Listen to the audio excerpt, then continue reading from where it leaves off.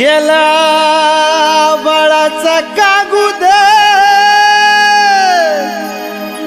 अन सागराची शाई जरी ओ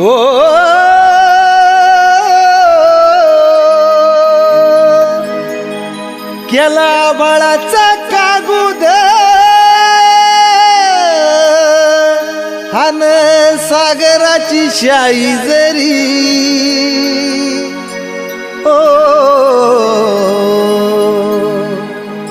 मावल कशी साई लीला मावल कशी साई लीला मावल कशी साई लीला त्यात केलं काहीतरी मावल कशी साई लीला त्यात केलं काहीतरी केला बाळाचा कागुद अन सागराची शाई जरी केला बाळाचा कागुद अन सागराची शाई जरी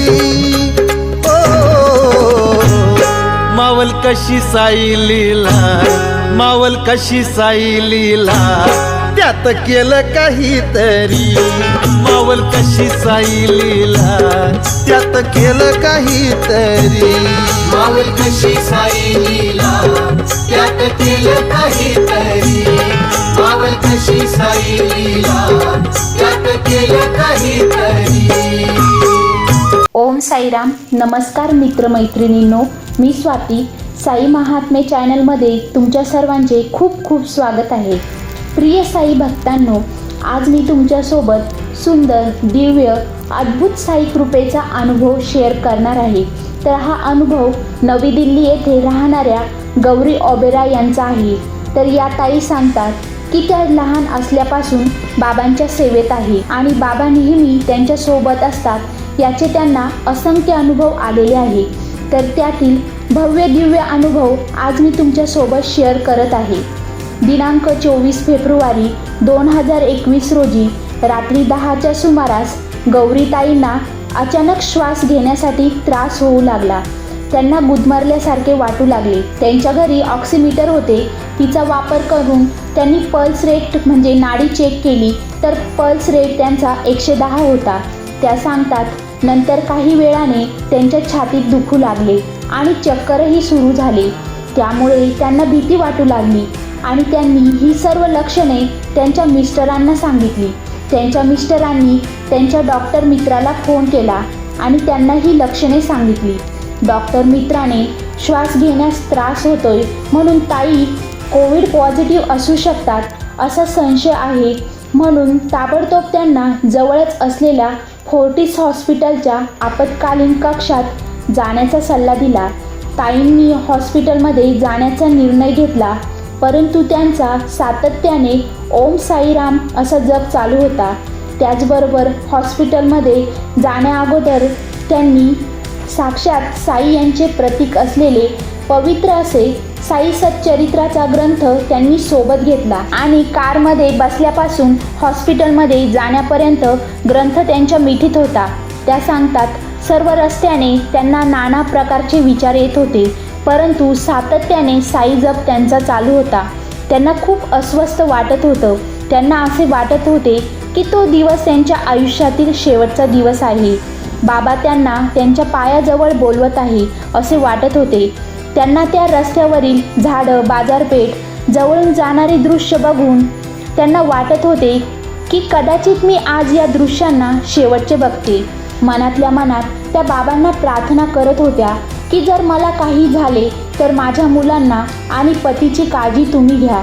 जेव्हा त्या हॉस्पिटलमध्ये पोहोचल्या तेव्हा डॉक्टरांनी पल्स रेट, BP आणि ऑक्सिजन लेवल चेक केली आणि पाहिले की त्यांचा BP खूप जास्त आहे. तर तो होता 225/110 वर होता. तर उपस्थित डॉक्टरांनी ताईंच्या मिस्टरांना सांगितले की ताईचा BP खूप हाय म्हणजे उच्च आहे आणि धोकादायक आहे आणि जर BP खाली नाही आला तर ताईला हृदयविकाराचा झटका किंवा ब्रेन हॅमरेज होऊ शकते. डॉक्टरांनी ताईला काही औषधे दिली आणि अतिशय वेदनादायक अशा काही चाचण्या केल्या. त्याचबरोबर कोविड अँटीजन टेस्ट देखील केली. मग ताईला आठवले की विठ्ठल विठ्ठल असे नामस्मरण केले तर पल्स रेट म्हणजेच नाडीचा दर कमी होतो, म्हणून त्यांनी जप करायला सुरुवात केली.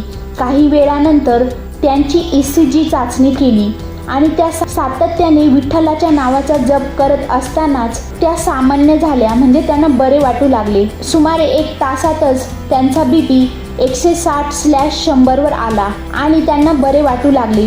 त्या सांगतात साई सच्चरित्र त्यांच्या हातातच होतं.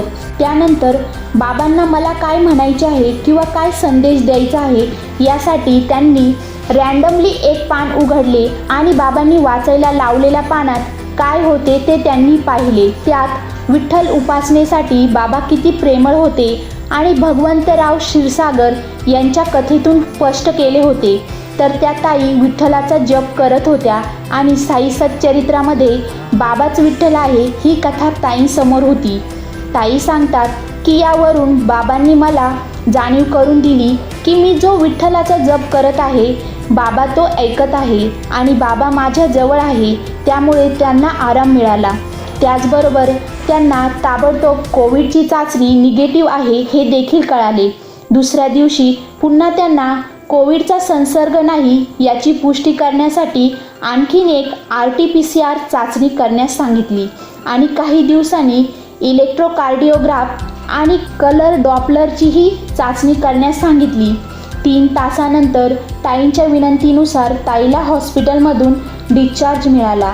त्या घरी गेल्या. त्यानंतर त्यांना बरे वाटले, परंतु BP आणि हृदयाच्या संरक्षणासाठी त्यांना 1 महिने औषधे घ्यावे लागले.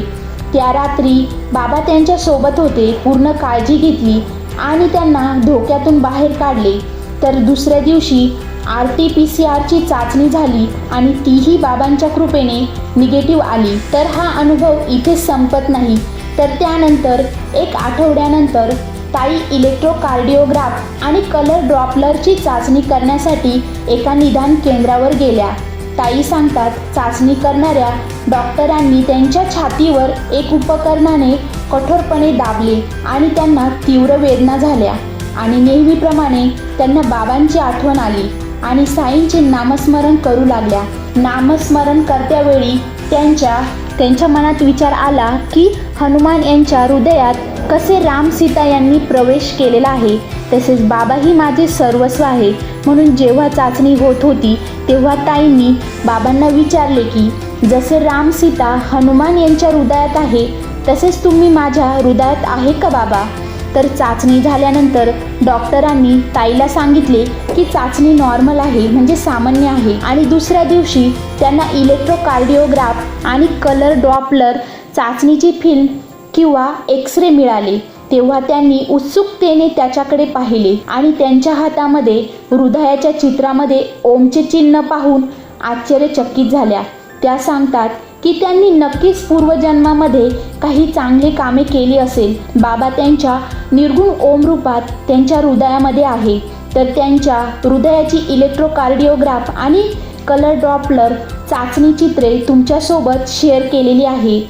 तर स्वाभाविकच ही चित्र पाहून गौरीताई भारावून गेल्या.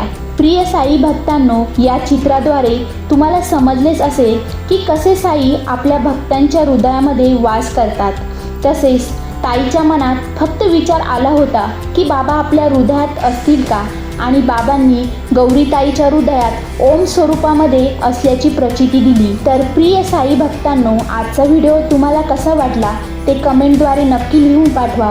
चॅनलला नक्की सबस्क्राईब करा. व्हिडिओ आवडला असेल तर लाईक करा. आपले मित्र नातेवाईक यांच्याशी सुद्धा शेअर करा. चला तर मग साई तुम्हाला नेहमी सुखात, आनंदात आणि सुरक्षित ठेवो हीच प्रार्थना. ओम साईराम, जय साईराम, जय जय साईराम. बाय.